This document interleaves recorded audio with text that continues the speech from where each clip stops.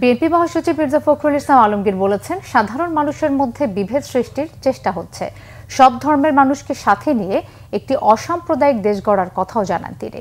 হিন্দু ধর্মাবলম্বী প্রায় 50 বিশিষ্ট ব্যক্তির বিএনপিতে যোগদান অনুষ্ঠানে মির্জা ফখরুল এসব কথা বলেন। বিএনপি চেয়ারপারসনের গুলশান কার্যালয়ে আয়োজিত অনুষ্ঠানে মির্জা ফখরুল বলেন, কোনো ধরনের প্রতিহিংসা চায় না বিএনপি। সবাইকে নিয়ে রেইনবো নেশন গড়ে তুলতে চান তারা।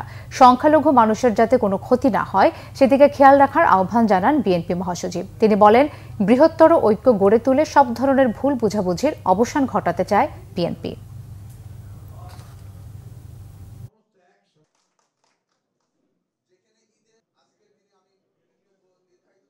আরেকটা কথা পরিষ্কার করে সরকারের উদ্দেশ্যে বলতে চাই, বিশেষ করে আপনার সরকার আইন শৃঙ্খলা রক্ষাকারী বাহিনীকে, যে আমরা দেখতে চাই না যে আপনারা আমাদের এই সংখ্যালঘু সম্প্রদায়ের মানুষদের কোন রকম বিপদের মধ্যে ফেলেছেন, কোন রকম তাদের জীবন ঝুঁকি তৈরি করছেন বা কোন রকম সমস্যা তৈরি করছেন। এটা আমি খুব স্পষ্টভাবে আপনাদেরকে উদ্দেশ্য বলতে চাই।